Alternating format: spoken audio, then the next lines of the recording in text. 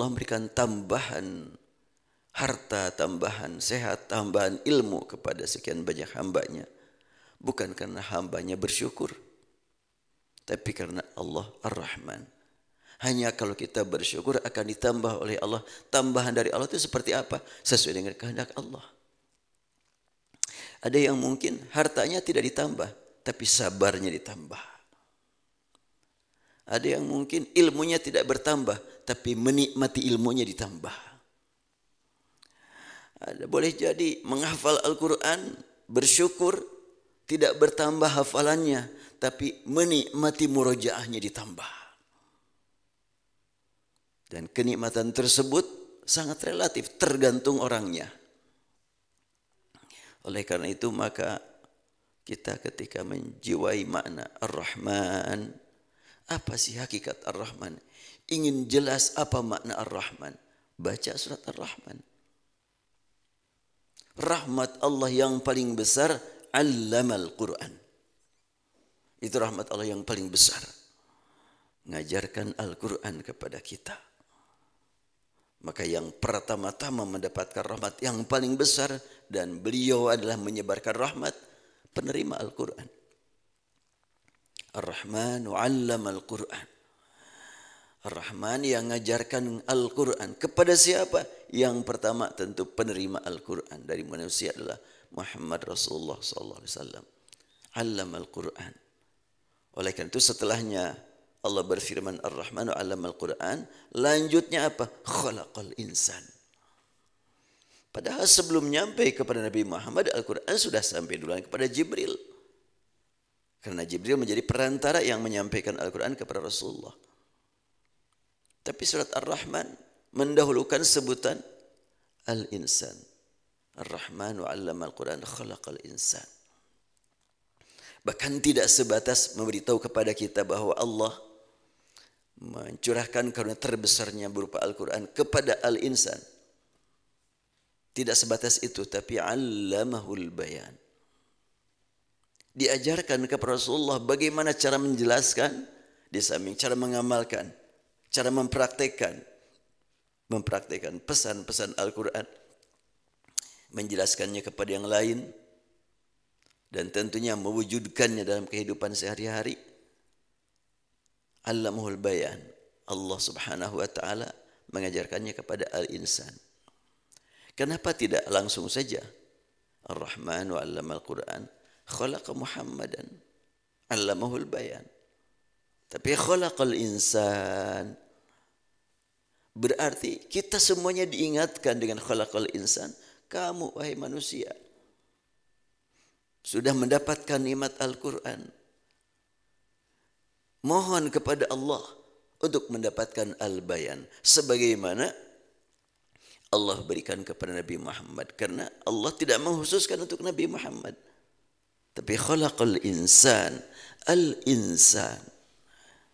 Al-insan itu manusia secara keseluruhan. Kenapa manusia saja? Tidak disebut jin. Tidak khalaqal insana wal jinna. Tapi khalaqal insana 'allamahul bayan. Pertama, penerima adalah manusia. Kedua, yang sangat memerlukan bimbingan dari Allah, manusia, melebihi dari keperluannya jin. Kok bisa seperti itu? Kita tidak bisa melihat jin, jin bisa melihat kita. Ada yang bisa melihat jin? Oh, saya mau pengalaman melihat jin, hati-hati. Yang dilihat itu adalah gambarnya itu. Gambarannya itu. Jin yang sebenarnya tidak mungkin dapat kita lihat. Innahu yarakum huwa wa qabiluhu min haitsu la tarawnahum.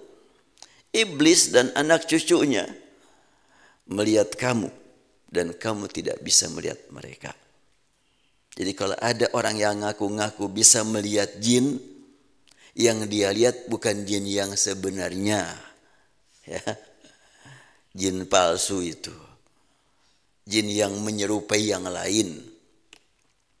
Jin bisa menyerupai kita. Kita tidak bisa menyerupai jin.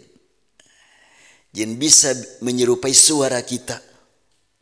Tapi kita tidak bisa menyerupai suara jin. Dan apabila ada orang yang mendengar suara jin, yang terdengar bukan suara aslinya, tapi suara tiruan, suara palsu. Yang namanya palsu, semuanya negatif kecuali gigi palsu.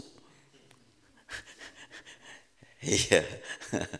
Makanya saya kalau datang ke dokter, ya saya bilang nggak mau nyebut gigi palsu, dok. Gigi buatan aja deh. Nanti kalau palsu itu kan ya bahaya lah. Syahadatuz zur, qauluz zur. Tapi alhamdulillah tidak ada asnanuz zurnya. Ya, yang sangat kecam itu kan qauluz zur, syahadatuz zur. Tapi asnanuz zur enggak ada. Gigi palsu enggak. Ya baik. Khalaqal insan 'allamahul bayan. Kita mohon kepada Allah sebagaimana Allah memberikan al-bayan tentang Al-Quran kepada Rasul. Di hadapan Allah sama saja semua makhluknya. Bila Allah memberikan al-bayan kepada kita, gampang-gampang saja. Dan sekian banyak orang yang telah terbukti karya tulisnya tentang tafsir banyak non-Arab. Al-Qurtubi, Qurtubah, Cordova. Ya. Qurtubi itu Cordova ya. Spanyol. Terkenal sampai sekarang. Mana nih Al-Qurtubi? Oh di bawah kali. Nah ini nih. Ini tafsir Al-Qurtubi ini. Kalau mau membaca ayat-ayat Al-Quran yang lebih luas bahasan hukum, baca Al-Qurtubi. Syaratnya ya ngerti bahasa Arab dong. Kalau nggak ngerti mah nggak akan ngerti. Ini Al-Qurtubi. Kalau ingin tadabbur lebih dalam, fi zilalil Quran, nggak ada di sini di belakang. Fi zilalil Quran. Saya langsung mendapatkan dorongan, motivasi untuk membaca fi zilalil Quran dari salah seorang ulama yang beritanya kepada dunia, ulama-ulama di sana membenci Sayyid Qutb. Ternyata enggak.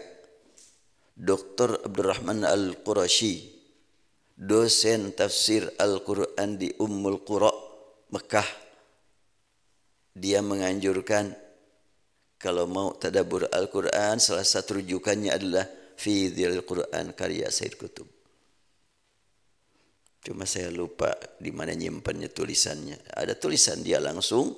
Kita talaki langsung kepada beliau. Beliau hadir langsung dalam majelis ilmu yang diselenggarakan oleh Maqdis di Mekah. Maqdis pernah mengadakan umroh da'i dan beliau hadir mengisi materi. Judulnya waktu itu apa beliau tuh makalah kecilnya itu ya tadabbur, at-tafsir wa tadabbur. Nah dia bahas kalau untuk tadabbur Al-Quran karya Sayyid Qutb, silahkan dibaca.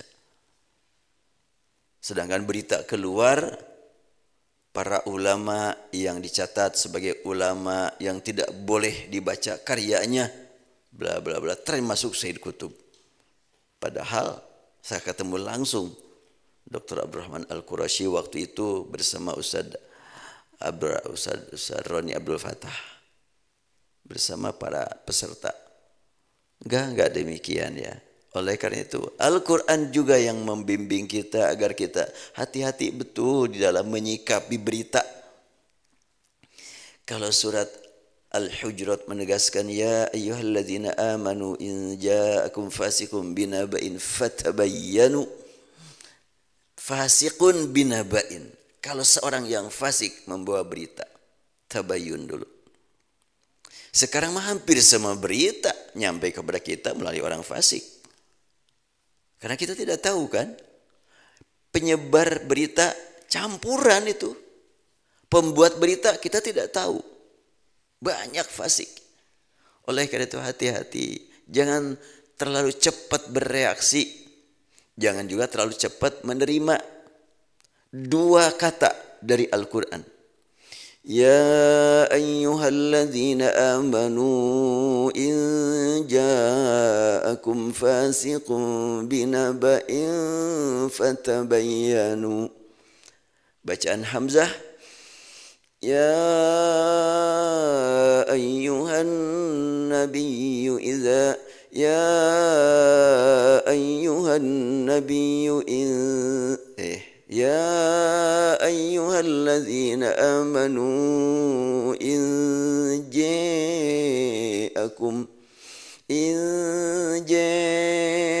جاءكم فاسق بنبأ فتثبتوا. Ada tabayyanu, ada tasabbatu. Kalau tabayyanu, sabar kamu, jangan langsung saja kamu menerima berita tersebut. Fatathabbatu, sabar kamu, jangan langsung saja bereaksi. Sama-sama nyuruh sabar mendapatkan berita. Tabayyanu berkaitan dengan pemikiran, tathabbatu berkaitan dengan action, dengan perbuatan. Jadi dua bacaan saling melengkapi. Yang membaca fatathabbatu Hamzah dan Al-Kisai. Yang lain membaca fatabayyanu. Makanya penting saya sering menyampaikan ke antum semuanya biar tidak dianggap sederhana adanya ilmu qiraat itu. Ya, wallahu alam di tempat yang lain di mana ada di Indonesia yang suka mengangkat makna di balik perbedaan qiraat. Saya belum tahu apakah ada di tempat yang lain ataukah tidak. Makanya bila sekiranya di tempat yang lain tidak ada, disinilah tempatnya. Allah Subhanahu wa taala mengingatkan kepada kita dengan Al-Qur'an agar kita nyaman gitu ya. Tidak terlalu cepat kita terganggu oleh berita-berita. Nyaman-nyaman saja. Kita banyak program, banyak yang harus kita kerjakan. Jangan sampai kita sibuk dengan program orang. Program kita tertinggal, terbengkalai. Orang punya program untuk mengganggu kita. Jangan kita mau diganggu. Jalan terus. Termasuk apabila kita diprogram orang untuk mengambil sesuatu dari kita. Istilahnya malingnya. Maling itu kan berpaling ya. Ya ngambil langsung berpaling itunya. Sampai terjadi lah gitu. Kita kehilangan sesuatu.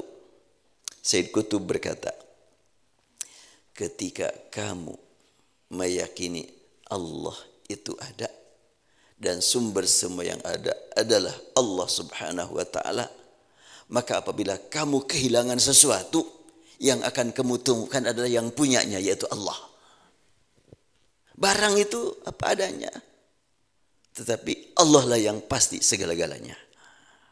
Barang cuma pindah.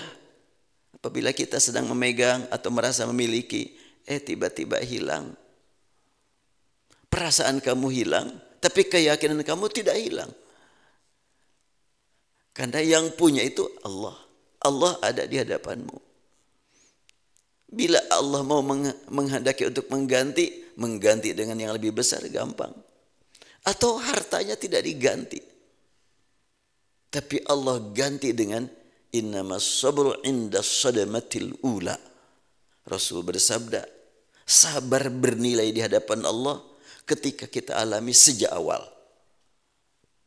Terjadi suatu peristiwa yang tidak diragukan, tidak diinginkan dan cukup kecewa, disitulah kita sambut dengan kesabaran. Itulah sabar yang berkualitas. Apabila sabarnya udah ke hari kedua, ketiga, iya gimana lagi ya, udah sabar aja. Itu mah sabar. Bukan sabar yang paling utama itu. Sabar karena terpaksa. Tapi sabar, innallaha ma'as sabirin wallahu yuhibbus sabirin. Wah, enggak tanggung-tanggung ya. Bersama dan cinta, coba mau apa lagi? Menjadi orang yang bersabar itu bersama Allah, dicintai Allah. Ada orang yang bersama tapi dibenci. Ada yang dicintai tapi jauh, enggak menikmati. Ini bersama dan dicintai. Itulah sabar. Ar-Rahman. Allah mencurahkan rahmat sesuai kehendaknya. Mungkin diberikan kepadanya nikmat sabar.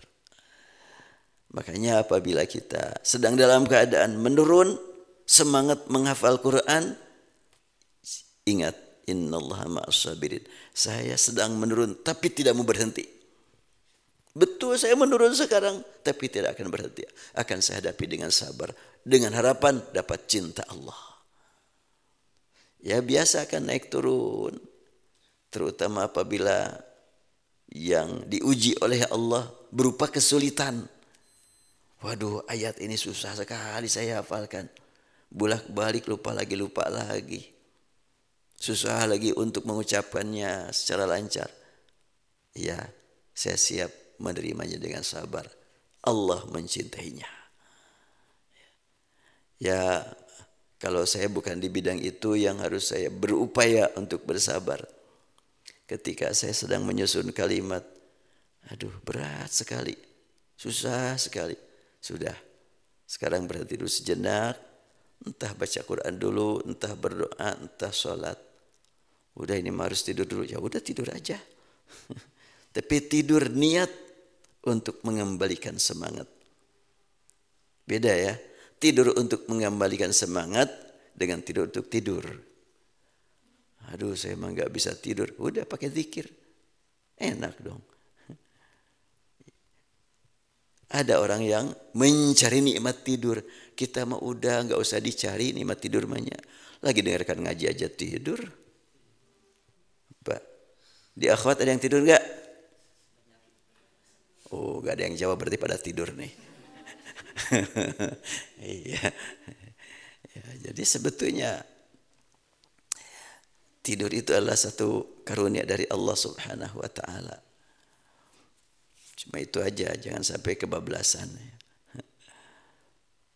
Terutama kalau lagi sholat Jumat, khatib sedang begitu semangatnya khutbah, tidur. Repot nih. Pas nanti khatib menyatakan ya sudah mau tutup, kemudian langsung yang tidur langsung dikasih tahu sama yang di pinggirnya, langsung dia berdiri, padahal yang lain belum berdiri. Kan bisa terjadi seperti itu. Baik. Ar-Rahmanu 'allamal Qur'ana khalaqal insan 'allamahul bayan. 'Allamahul bayan, Allah memberikan karunia kepada Nabi Muhammad berupa al-bayan.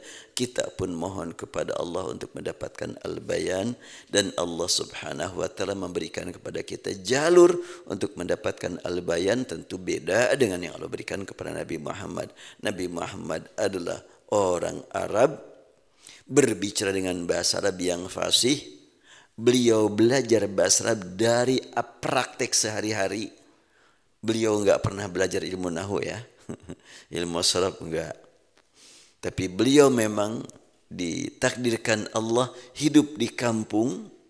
Sewaktu beliau masih kecil, kan di Bani Sa'diyah, kan di kampung, kemudian beliau berbicara berbahasa Arab dengan masyarakat di sana dengan bahasa yang asli, yang murni, belum kecampuran yang lain. Kemudian beliau tidak sempat belajar nulis, belajar membaca, dan menerima wahyu dalam keadaan disebut-sebut termasuk golongan al-ummi. Tiba-tiba muncul beliau sebagai guru baca dan guru tulis. Dan yang beliau ajarkan bacaan yang tidak dikenal oleh masyarakat Arab. Tulisan yang diajarkan beliau juga bukan tulisan yang dipahami, yang dipakai oleh orang Arab. Ulaika, tulisannya ulaika, betul ya? Tulisannya kan begitu. Ada waw, laika, lanya nggak ada alifnya. Tapi bacanya dibalik. Ulaika, itu yang diajarkan Rasul. Maka ilmu yang beliau ajarkan sampai akhir hayat beliau, yaitu Al-Quran, bacaan dan tulisan, tetap beliau dipelihara sebagai An-Nabil Ummi. Bukan orang yang sibuk dengan ilmu manusia, tapi beliau sibuk dengan ilmu Allah. Untuk ilmu manusia, beliau tetap disebut sebagai Al-Ummi. Tidak sibuk mengajarkan bacaan dan tulisan. Apakah beliau bisa menulis? Ini yang perlu diluruskan pemahaman kebanyakan orang, bahwa Rasulullah tidak tahu menulis. Terus kalau tidak tahu menulis, yang ngajar nulis siapa? Tapi kan beliau tetap Al-Ummi. Iya. Cara yang diajarkan Rasul tetap menulis adalah tulisan yang beliau terima ajarannya dari Jibril, dari Allah. Dan beliau pernah enggak menulis?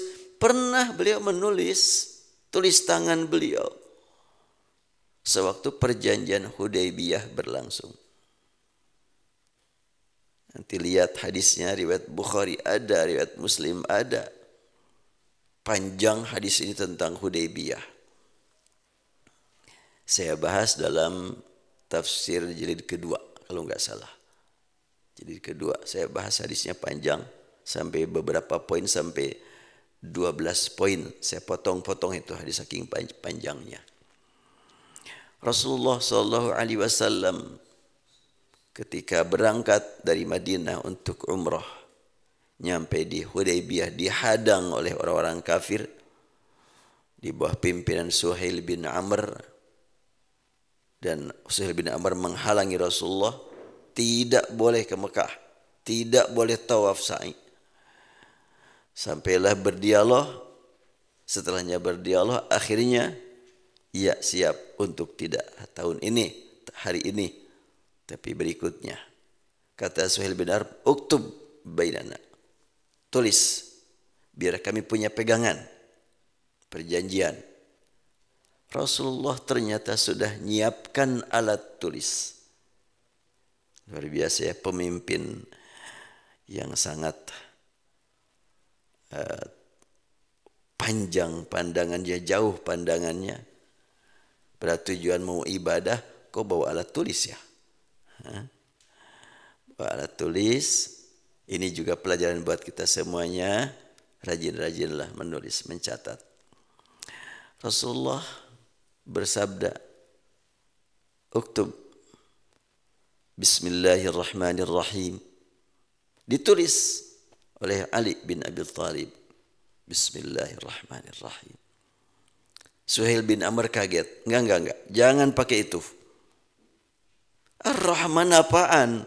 Kami enggak biasa menggunakan kalimat Ar-Rahman. Uktub Bismikallahumma. Enggak pakai ahya wa amut. Enggak. Ini pakai ahya wa amut lagi. Enggak ya. Bismikallahumma. Tulis sampai di situ. Udah Rasulullah nyuruh Ali menghapuskan. Enggak berkeberatan hapus. Ali pun tidak berkeberatan menulis Bismikallahumma. Kenapa? Antara Bismillahirrahmanirrahim dengan Bismikallahumma ada kesamaan. Ada makna tauhid di situ. Tanpa sadar itu Suhail bin Amr. Bismika, hanya dengan namamu. Tauhid kan? Allahumma ya Allah. Dan Suhail bin Amr berkata, Bismikallahumma kama kunta taktub. Sebagaimana kamu biasa tulis, kan begitu. Suhail bin Amr tidak berkata kama kunna naktub, tidak. Tapi kama kunta. Cuma dia tolak kalimat Ar-Rahman. Berarti paham betul tuh Suhail bin Amr apa arti Ar-Rahman ya. Paham betul sampai nolak dia. Dan yang dia tolak Ar-Rahman. Rahimnya enggak. Uktub Bismikallahumma kama kunta taktub. Awal mulanya Mar-Rahman. La nari Mar-Rahman. Uktub kama kunta taktub. Maka diganti Bismikallahumma. Lalu Rasul melanjutkan mendikte. Yang punya gagasan Suhail bin Amr. Tapi Rasul yang terus aktif mendikte untuk perjanjian. Maka Rasul bersabda, sekarang tulis, hadza ma qada ali Muhammadun Rasulullah. Inilah perjanjian yang disetujui oleh Muhammad Rasulullah. Kaget lagi Suhail bin Amr. Rasulullah, ngapain kami menghalangi kamu kalau kami mengakui engkau Rasulullah? Kata dia, begitu tuh. Enggak, jangan pakai Rasulullah. Lau na'lamu annaka Rasulullah ma sadadnak wa ma qatalnak. Kalau kami tahu engkau Rasulullah, kami tidak akan memerangi engkau, kami tidak akan menghalangi engkau. Udah tulis, hadza maqal Muhammadun ibnu Abdullah. Aku Suhail bin Amr, engkau Muhammad bin Abdullah. Udah gitu aja. Oh, rame di belakang para sahabat. Protes, demo. Enggak, jangan diganti. Gelut-gelutlah. Kami udah siap perang, jangan diganti.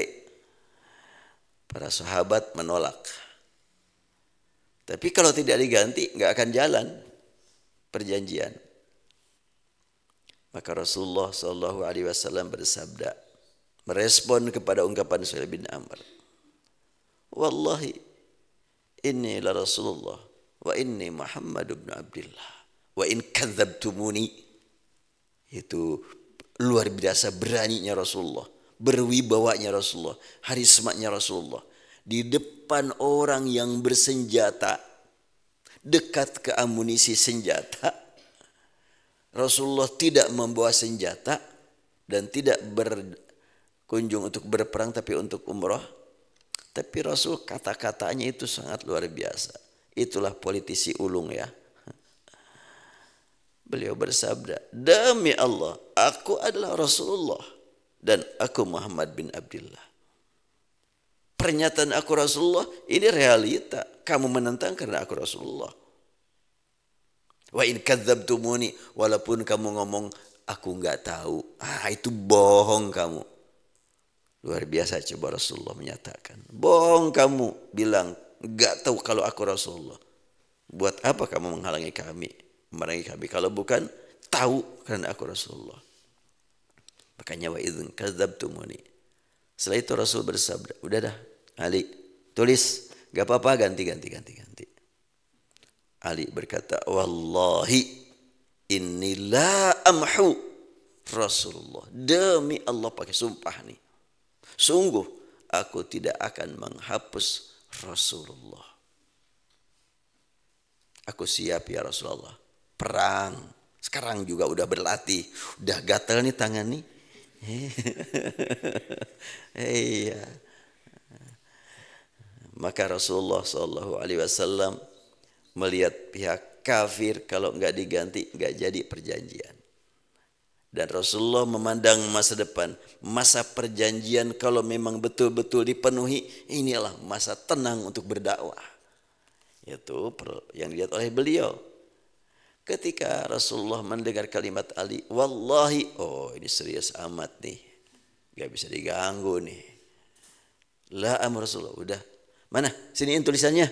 Langsung diambil Rasulullah. Alat tulis diambil Rasulullah. Diganti oleh beliau. Asalnya Muhammad Rasulullah diganti menjadi Muhammad bin Abdullah. Selanjutnya sampai selesai itu perjanjian damai, perjanjian Hudaybiyah itu Rasul yang nulis. Itu riwayat Bukhari itu. Tapi enggak diangkat begitu pada umumnya ya. Ada, makanya saya terangkan di buku nomor 2. Silahkan nanti dibaca. Cuma saya lupa halamannya tentang ayat apa, lupa lagi itu. Dan akhirnya Rasulullah menulis terus sampai kata per kata. Sempat debat dulu. Ya yang namanya perjanjian. Sampai selesai para sahabat pada bingung. Aduh. Jauh-jauh dari Madinah mau umroh, udah rindu sekian lama tidak melihat Ka'bah. Sekarang dihalangi. Dan Rasulullah mau-maunya lagi. Dari perjanjian dari masalah seperti itu. Syarat yang paling berat kan antara lain.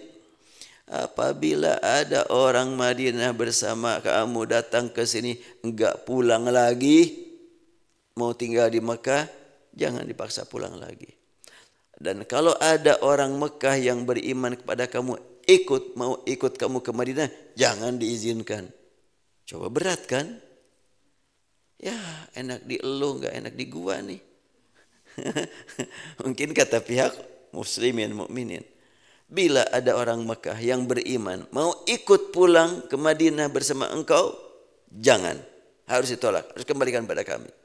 Bila ada orang Madinah sudah dari Madinah datang ke Mekah, enggak mau balik lagi, jangan dipaksa, biarin di Mekah.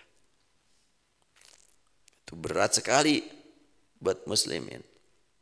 Waktu itu pun ada seorang muslim yang datang menghadap ke Rasulullah dan dalam keadaan diberogol oleh orang kafir. Dia minta bantuan kepada Rasulullah. Rasulullah merespon, enggak jadi perjanjian. Kata Rasulullah, kan kita belum selesai nih nulis perjanjiannya juga. Enggak, pokoknya jangan dilanjutkan. Kalau ini diterima. Ya udah, akhirnya Rasulullah sesuai dengan apa yang harus dilanjutkan, makanya tidak diterima orang tersebut. Panjanglah perjalanan hingga akhirnya para sahabat belum sampai ya pemahaman mereka bisa menerima apa yang disyaratkan dari perjanjian tersebut. Mereka pada diam. Ada yang mungkin ya berpeluk lututnya. Aing mah euy. Ya udah, sesama mereka pada bimbang gelisah. Sampailah Rasulullah SAW selesai menulis perjanjian, sudah ditanda tangan, Umar datang sebagai juru bicara sahabat lah gitu, mewakili mereka dan bertanya, alasna ala haq, bukankah kita ini ala haq? Iya. Ya kenapa kita begini membiarkan mereka menghina kita? Rasul bersabda, inilah Rasulullah ya Umar. Aku Rasulullah. Bukankah kalau sekiranya kita perang melawan mereka, di kita ada yang mati, di mereka ada yang mati, mereka mati ke neraka, kita mati ke surga. Kata Rasulullah, bala. Ya kenapa kita seperti ini? Inilah Rasulullah ya Umar. Aku Rasulullah ya Umar. Aduh, pusing lagi Umar. Gimana lagi nih? Akhirnya Umar minta bantuan kepada Abu Bakar. Gimana Abu Bakar? Kita kan dalam hak, kenapa seperti ini? Lima nu'ti dan niyah. Kenapa kita menyerah begitu saja, merendah begitu saja? Gimana jawaban Abu Bakar? Innahu la Rasulullah ya rajul. Beda lagi. Kalau Rasul kepada Umar ya Umar. Kalau Abu Bakar berkata, innahu la Rasulullah ya rajul. Artinya apa? Dia itu Rasul, wahai pahlawan. Nah, kira-kira begitu, coba. Itu kan panggilan yang membuat Umar kaget. Duh, saya dipanggil ya rajul. Kata Umar, tapi kan kalau kita perang, kita mati masuk surga. Mereka mati kan masuk neraka. Lagi-lagi kata Abu Bakar, innahu la Rasulullah ya rajul. Tengok tuh. Akhirnya Umar setelahnya diyakinkan Abu Bakar. Emang Abu Bakar siddiq betul. Selalu menyatakan benar yang disabdakan Rasul. Maka akhirnya Umar merasa, saya salah kalau begitu. Ya kenapa kok saya berbuat seperti ini? Berat rasanya merasa salah. Begitulah ya, orang yang cerdas, yang tegas, tapi kalau sudah dibawa-bawa kalimat tauhid langsung lemes. Maka waktu itu kata Umar, saya harus menebus kesalahan ini dengan memperbanyak amal. Harus bagaimana lagi nih? Saya sudah berbuat salah. Setelah itu Rasulullah melihat Umar sudah diam, sudah mengakui sebagai kesalahan dan dia mau merubah sikap. Lalu ini para sahabat masih pada diam. Mereka mengandalkan Umar, ternyata Umar pun tidak mampu meyakinkan Abu Bakar, apalagi meyakinkan Rasul. Dan Rasul langsung berdiri, jalan menuju para sahabat. Qumu wanharu wahliqu. Ayo bangun. Potong hewan-hewan kalian. dan bercukurlah kalian semuanya. Diam para sahabat, enggak ada yang berkutik. Demo besar-besaran. Jadi salah kalau tidak ada itu demo dalam sunnah. Enggak ada salaf soleh melakukan demo. Enggak baca sejarah ini nih. Hah? Ini demo jelas nih. Berharap Rasulullah bisa membatalkan perjanjian. Kalau sekarang mah berharap batalin itu rancangan undang-undang, kira-kira kan begitu tuh. Jangan disetujui kan gitu. Atau batalkan pelantikan presiden, oh jangan.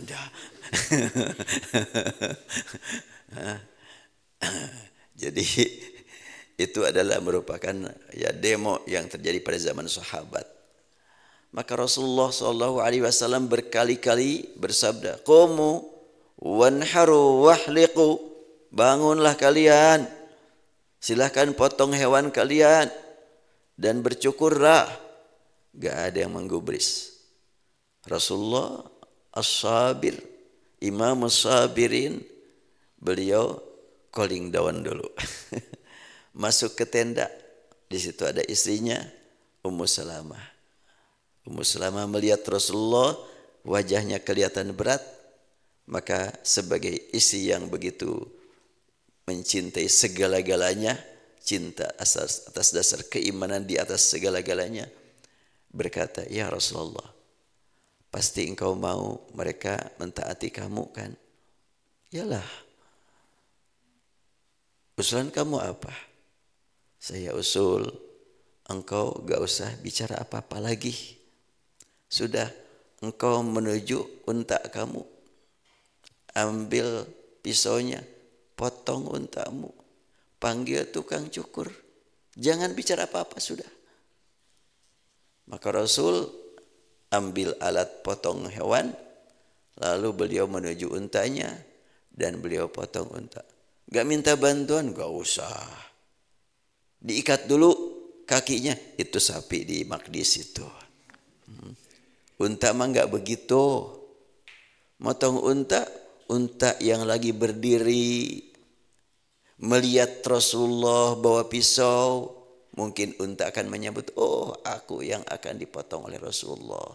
Bahagia aku. Sukses hidupku." Oh, unta juga kan makhluk yang suka bertasbih.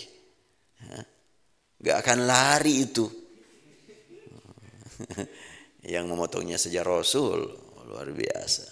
Maka unta diam. Kalaulah kita melihat, mungkin unta senyumnya, "Wah, aku dipotong Rasul langsung nih." Rasul yang motong aku, bahagia aku. Rasul yang potong.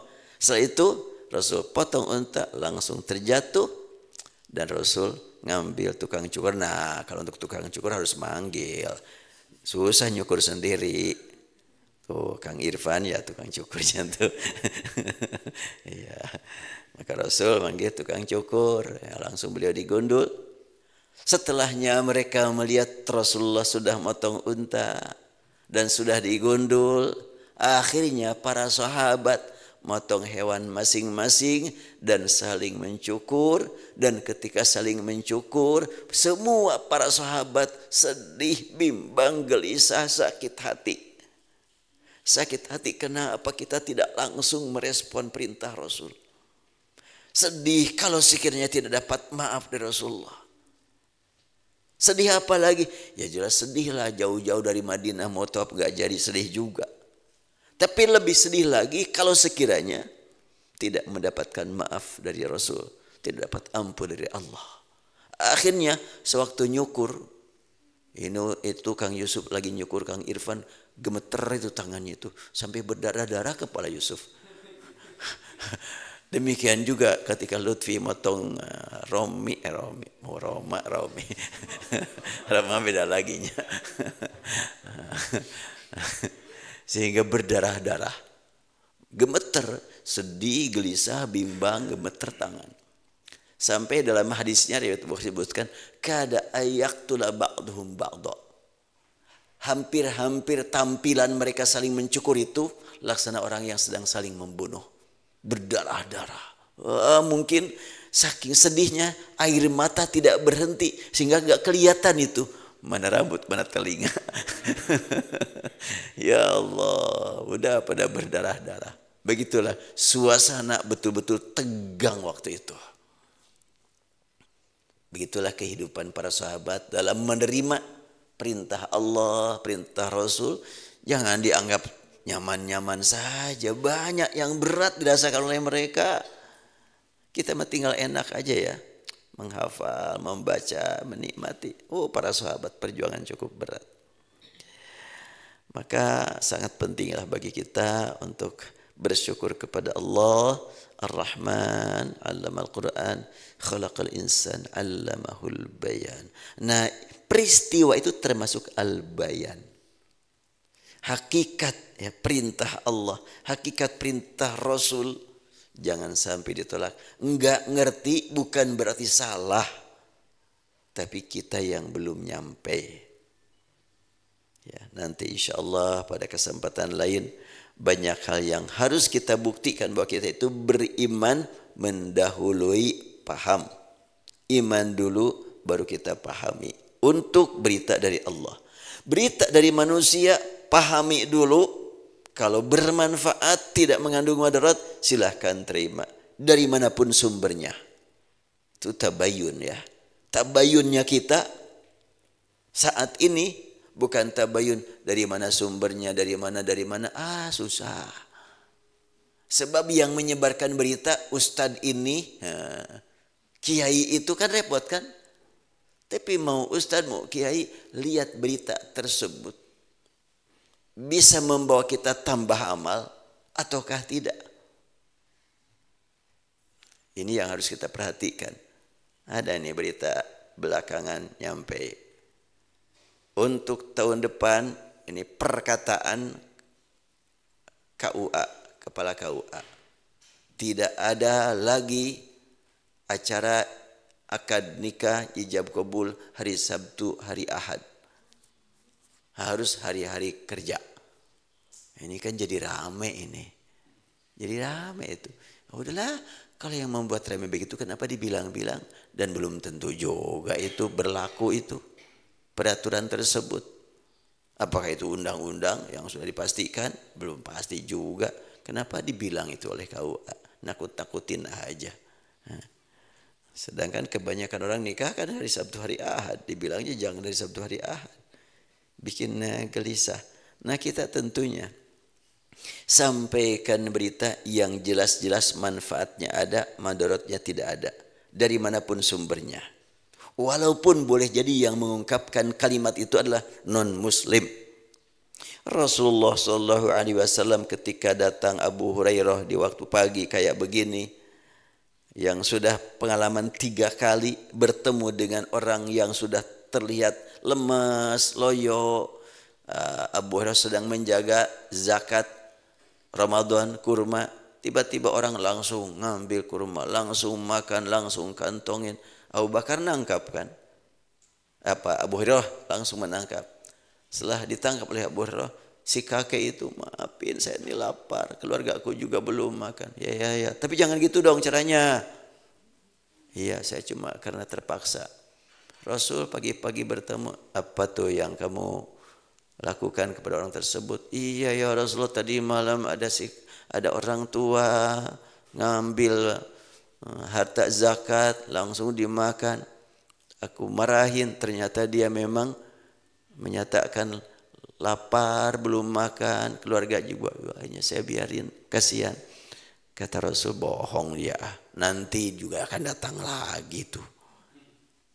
Malam kedua, Abu Hurairah karena sudah diberitahu oleh Rasulullah, betul gitu dia datang. Betul dia datang. Ngambil lagi, tangkap lagi oleh Abu Hurairah. Kamu ini gimana sih? Begitu caranya nggak bisa dong. Akhirnya dia menyampaikan permohonan dia. Untuk kali ini aja aku karena memang ya belum bisa cari makan buat keluarga. Ya, apa-apa dah kalau gitu. Pulang. Pagi-pagi ketemu Rasul. Gimana? Ma fa'ala asiru. Rasul bersabda, apa yang dilakukan oleh orang yang kamu tawan, yang kamu tangkap? Iya, untuk kedua kalinya dia betul-betul menyampaikan permohonan maaf karena terpaksa. Rasul bersabda, nanti juga datang lagi dia deh. Sampai hari ketiga, malam ketiga berbuat seperti itu lagi oleh Abu Hurairah, ditahan, enggak dilepas. Akhirnya dia minta dilepas dengan berkata, aku janji deh, bener. Janji gimana? Ya, aku janji enggak akan datang lagi. Enggak akan aku lepas. Aku laporkan ke Rasulullah. Maaf dong, maafin. Terus kamu mau apa sih? Kok seperti ini? Aku sebetulnya untuk kali ini ingin memberi sesuatu yang mudah-mudahan berguna buat kamu. Apaan tuh? Apabila kamu lakukan apa yang aku sampaikan padamu, kamu tidak akan kedatangan setan. Ya boleh kalau gitu, aku mau. Apabila kamu mau tidur, baca Allahu la ilaha illallah walahul qayyum, ayat kursi. Kamu gak akan kedatangan setan. Dilepaslah oleh Abu Hurairah. Pagi hari ketemu Rasulullah. Gimana ceritanya ketiga kalinya? Ketiga kalinya dia ngasih sesuatu, ya Rasulullah. Apa tuh yang dia kasihkan sama kamu? Dia bilang, bila kamu mau tidur, baca Allahu la ilaha illallah qayyum, pasti tidak akan kedatangan syaitan. Rasul bersabda, shadaqa, benar itu. Artinya benar, bila kamu tidur baca ayat kursi nggak akan kena setan. Tapi orang itu kok bisa seperti itu? Bohong dia mah. Bukan berniat untuk supaya kamu membaca, tapi supaya kamu melepas dia. Memberikan ayat kursi itu. Kata Rasul, shadaqa wa huwa kadzubun. Benar apa yang dia sampaikan, tapi dia pendusta. Jadi banyak pelajaran dari kalimat ini ya. Pelajaran pertama, walaupun berita itu datang dari orang yang jahat, kalau isinya berguna, bermanfaat, ya nggak usah kita tolak. Pernyataan filosof umpamanya, ya kalau ada manfaatnya silahkan terima. Tapi pernyataan kiai ulama besar, kalau keluar kalimat yang tidak bisa kita terima, bahkan merugikan, jangan diterima. Ungkapan alu, unzur ma qala wa la tanzur man qala. Nah, apabila kita mencari sumber berita yang untuk kita jadikan pegangan, tentu diambil dari orang-orang baik dulu. Cari yang baik, sumbernya siapa, dari mana. Tapi kalau kita pemanya, ini mah ragu, ya udah jangan. Nah, in ja'akum fasikun binaba'in fatabayyanu dan fatathabbatu. Panjang di udah deh, cukup. Insyaallah lain kesempatan. Subhanakallahumma bihamdik nasyhadu an la ilaha illa anta nastaghfiruka wa natubu ilaik walhamdulillahi rabbil alamin. Bagian siapa sekarang? Dari akhwat. Oh, ada di sini ya. Baik, assalamualaikum warahmatullahi wabarakatuh.